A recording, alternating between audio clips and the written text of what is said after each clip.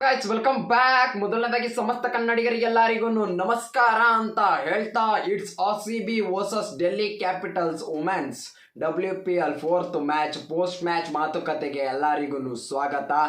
ಏನು ಎಕ್ಸ್ಪೆಕ್ಟೇಷನ್ ಇಟ್ಕೊಂಡಿದೆ ಗುರು, ಏನಾಗೋಯ್ತು? One sided match, complete domination RCB women's ಕಡೆಯಿಂದ. ತತ್ತರ ಕ್ಲೂಲೆಸ್ ಆಗೋಗ್ಬಿಟ್ರದು. ಈ ಮ್ಯಾಚಲ್ಲಿ ಉಪ್ಪಿಲ್ಲ, ಹುಳಿ ಇಲ್ಲ, ಖಾರ ಇಲ್ಲ, ಹಂಗಾಗಿ ಹೋಗ್ಬಿಟ್ಟೈತೆ ಇವತ್ತು ಮ್ಯಾಚು. ನೆನ್ನೆ ಮ್ಯಾಚ್ನ ನೋಡಿ ಬೇಜಾರಾಗೋಗಿದೆ ಅಂತ ಅಂದರೆ ಇವತ್ತು ಮ್ಯಾಚ್ನ ನೋಡಿ RCB ಗೆಲ್ತಾ ಇದ್ದಾರೆ ಅಂತ ಖುಷಿ ಪಡ್ಲು. ಬಟ್ ಈ ಮ್ಯಾಚಲ್ಲಿ ಏನು ಥ್ರಿಲ್ಲೇ ಇಲ್ಲ ಅಂತ ಬೇಜಾರಾಗ್ಲು. ನನಗೆ ಒಂದು ಸ್ವಲ್ಪ ಶಾಕ್ ಆಯಿತು. ಯಾಕೆ ಅಂತ ಅಂದರೆ ಡೆಲ್ಲಿ ಕ್ಯಾಪಿಟಲ್ಸ್ ವುಮೆನ್ಸ್ ಮೇಲೆ ಹೆವಿ ಎಕ್ಸ್ಪೆಕ್ಟೇಷನ್ನ ಇಟ್ಟಿದ್ದೆ ನಾನು. ಯಾಕೆ ಅಂತ ಅಂದರೆ ಅವ್ರದ್ದು ಬ್ಯಾಟಿಂಗ್ ಲೈನಪ್ ಮಸ್ತಾಗೈತೆ, ಹೈಯೆಸ್ಟ್ ರನ್ ಕೂಡ ಹೊಡಿತಾರೆ ಅಂತ ನಾನು ಪ್ರಿವ್ಯೂ ವಿಡಿಯೋ ಮಾಡಿದಾಗ ಬೆಳಗ್ಗೆನೂ ಕೂಡ ಹೇಳಿದ್ದೆ. ಅದು RCBನೇ ಬ್ಯಾಟಿಂಗ್ ಆಡಲಿ ಇಲ್ಲ ಡೆಲ್ಲಿ ಕ್ಯಾಪಿಟಲ್ಸ್ ಬ್ಯಾಟಿಂಗ್ ಆಡಲಿ, ಎರಡೂ ಟೀಮ್ದು ಕೂಡ ಬ್ಯಾಟಿಂಗೇ ಸ್ಟ್ರೆಂತ್ ಆನ್ ಆಗಿರೋದ್ರಿಂದ ಹೈ ಸ್ಕೋರಿಂಗ್ ಮ್ಯಾಚ್ ಆಗುತ್ತೆ, ಹಂಗಾಗಿ ಥ್ರಿಲ್ಲಿಂಗ್ ಆಗಿರುತ್ತೆ ಅಂತ. ಬಟ್ ಈ ಮ್ಯಾಚಲ್ಲಿ RCB ಬೌಲರ್ಸ್ ಮಾಡಿದಂಥ ಬೌಲಿಂಗ್, ಎಂಥ ಬೌಲಿಂಗು ಗುರು. ನಮ್ಮ ಹುಡುಗಿರು ಹಾಕಿದ್ದು ಬೆಂಕಿ ಬೌಲಿಂಗು. ಉತ್ತರನೇ ಇರಲಿಲ್ಲ ಡೆಲ್ಲಿ ಕ್ಯಾಪಿಟಲ್ಸ್ ವುಮೆನ್ಸ್ ಅವ್ರ ಹತ್ರ. ಏನು ಬರ್ತೀರಾ, ಬಾಲ್ ಮಾಡ್ತೀರಾ, ನಮ್ಗೆ ಯಾಕೋ ಆಡೋಕ್ಕಾಯ್ತಿಲ್ರಪ್ಪ, ಹೋಗ್ಬಿಟ್ಟು ಕೂತ್ಕೊಳ್ತೀನಿ ಅಂತ ಟಕ ಅಂತ ಔಟ್ ಆದಂಗೆ ಇತ್ತು. ಬಟ್ ಎಲ್ಲಿಂದ ಸ್ಟಾರ್ಟ್ ಮಾಡೋಣ? ಈಗ ಈ ಮ್ಯಾಚಿನ ಬಗ್ಗೆ ಏನು ಹೇಳೋದು ಅಂತಲೇ ಗೊತ್ತಾಗ್ತಾ ಇಲ್ಲ. ಕಂಪ್ಲೀಟ್ ಡಾಮಿನೇಷನ್ ಮಾಡಿರೋದು RCB ವುಮೆನ್ಸು. RCB ಟಾಸ್ನ ಗೆಲ್ತಾ ಇದ್ದಂಗೆ ಗೊತ್ತು ಬೌಲಿಂಗ್ನ ಚೂಸ್ ಮಾಡ್ತಾರೆ ಅಂತ. ಯಾಕೆ ಅಂತ ಅಂದರೆ ವಡೋದರ ಅಂತ ಬಂದಾಗ ಎಷ್ಟೇ ರನ್ ಇದ್ರೂ ಕೂಡ ಚೇಸಿಂಗ್ ಮಾಡೋರಿಗೆ ಅಡ್ವಾಂಟೇಜ್ ಇರೋದ್ರಿಂದ, ಇಂಡಿಯಾದಲ್ಲಿ ಡ್ಯೂ ಫ್ಯಾಕ್ಟರ್ ಕೂಡ ಬರೋದ್ರಿಂದ ಸೆಕೆಂಡ್ ಬ್ಯಾಟಿಂಗ್ ಆಡೋರಿಗೆ ಅಡ್ವಾಂಟೇಜ್ ಆಗುತ್ತೆ ಅಂತ ಹೇಳಿ ಸ್ಮೃತಿ ಮಂದಾನ ಅವರು ಚೇಸಿಂಗ್ನ ಚೂಸ್ ಮಾಡಿದ್ರು.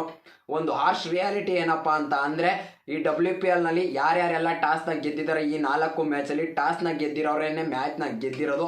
ಆವಾಗಲೇ ಗೊತ್ತಾಯಿತು 50% ಮ್ಯಾಚ್ನ ನಾವು ಗೆದ್ದಂಗೇನೆ ಅಂತ.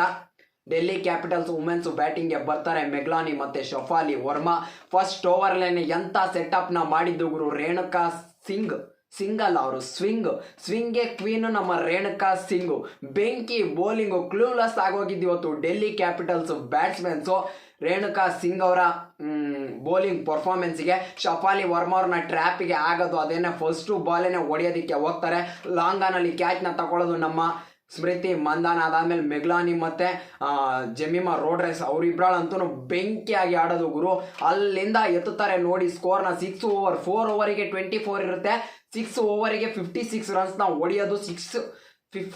ಅಲ್ಲಿಂದ ಸಖತ್ ಮಸ್ತಾಗಿ ತಗೊಂಡೋಗ್ತಾರೆ.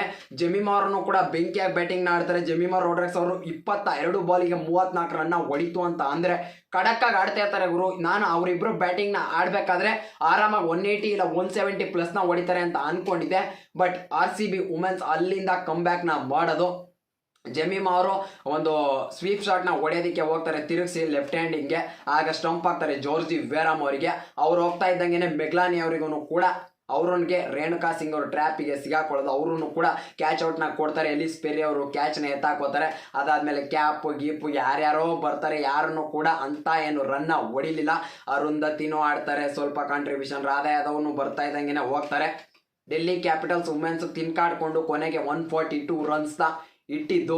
ಬಟ್ ಬೆಂಕಿ ಬ್ಯಾಟಿಂಗ್ಗೆ ಬಂದಂಥ RCB ಹೈಲಿ ಎಕ್ಸ್ಪೆಕ್ಟೇಷನ್ನ ಇಟ್ಟಿದ್ರು. ಇವತ್ತು ಯಾರ ಮೇಲೆ ಅಂತ ನಾನು ಪ್ರಿವ್ಯೂವಲ್ಲೂ ಕೂಡ ಹೇಳಿದ್ದೆ, ನಮ್ಮ ಡಾರ್ಲಿಂಗು ಫಾರಮ್ಗೆ ಬರಬೇಕು ಅಂತ. ಹಾಗೇನೆ ಬರ್ತೀನಿ ತಡ್ಕೊಳ್ರಪ್ಪ ಅಂತ ಹೇಳ್ಬಿಟ್ಟು ಬಂದಿದ್ದು. 81 ರನ್ನು ಗುರು. ವೆರಿ ಫಸ್ಟ್ ಬಾಲಿಂದ ಅಟ್ಯಾಕು ನಮ್ಮ ಸ್ಮೃತಿ ಮಂದಾನ ಅಂದರೆ ನಮ್ಮ ಡಾರ್ಲಿಂಗಿಂದ ಬೆಂಕಿ ಬ್ಯಾಟಿಂಗ್ನ ಆಡಿದ್ದು. ಅವರು ಮತ್ತು ವ್ಯಾಟ್, ಅವ್ರ ಹೆಸರೇನು ಡೇನಿಯಲ್ ವ್ಯಾಟ್ ಅಂತ ಏನೋ ಬರುತ್ತೆ, ಅವ್ರದ್ದು ಇಂಗ್ಲೆಂಡ್ ಬ್ಯಾಟ್ಸ್ಮನ್. ಅವ್ರನ್ನ ಆರಿಸಿ ಇವತ್ತು ಅವ್ರೂ ಕಡಕ್ಕಾಗಿ ಆಡಿದ್ದು. ಇವತ್ತು ಅವ್ರೂ 40+ ರನ್ಸ್ನ ಹೊಡಿತಾರೆ. ನೋ ಲಾಸ್ ಅಲ್ಲೇನೆ 100+ ಪಾರ್ಟ್ನರ್ಶಿಪ್ನ ಹೊಡೆದಿದ್ದು. ಸ್ಮೃತಿ ಮಂದಾನ ಅವ್ರು ಹೊಡೆದಂಥ ಏಟ್ಗಳಂತೂ ಕಳೆದು ಹೋಗೇ ಬಿಟ್ಟೆ ನಾನಂತೂ. 10 4 3 6 176 ಸ್ಟ್ರೈಕ್ ರೇಟ್ನಲ್ಲಿ ಆಡಿರೋದು ಇವತ್ತು ನಮ್ಮ ಡಾರ್ಲಿಂಗು. ಎಕ್ಸ್ಪೆಕ್ಟೇಷನ್ನ ಇಟ್ಟಿದ್ದು. ಫಸ್ಟ್ ಮ್ಯಾಚು ಬೇಜಾರು ಮಾಡಿದರು. ಬಟ್ ಏನು ತಲೆ ಕೆಡಿಸ್ಕೋಬೇಡ ಹುಡುಗ್ರ, ನಾನು ಬರ್ತೀನಿ, ಆಡ್ತೀನಿ, ನಿಮ್ಮ ಪೇಯ್ನು ನನಗೆ ಅರ್ಥ ಆಗುತ್ತೆ ಅಂತ ಹೇಳ್ಬಿಟ್ಟು ಇವತ್ತು ಪರ್ಫಾರ್ಮೆನ್ಸ್ನ ಮಾಡ್ದಂಗಿತ್ತು.